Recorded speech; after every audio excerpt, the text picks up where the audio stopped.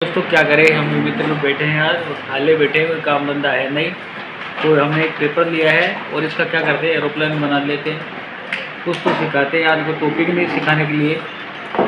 वैसे भी हमारे जो वीडियो है वो वायरल ही नहीं होते हैं, इसलिए एक पेपर लेना है, दोनों को मोड़ लेना है साथियों। फिर इसको थोड़ा सा यूँ करके इसको ऐसे कर देना है और ऐसे करके इसको इस तरफ से मोड़ लेना है और ऐसा करके इसको इस तरफ से मोड़ लेना है।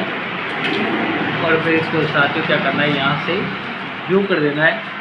और क्या करें, मस्ती कर रहे हैं बैठे बैठे, काम धंधा है नहीं। गर्मियों के अंदर दोपहर में कोई भी ग्राहक नहीं आता साथियों, या तो शाम को या फिर सुबह ही आता है।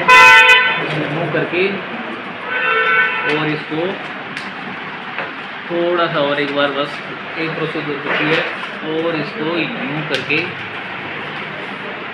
ठीक है। अपने जो एरोप्लेन है वो उड़ने के लिए तैयार हो चुकी है। देख लो कोई ग्राहक नहीं है, करके उड़े हैं, पंखा है।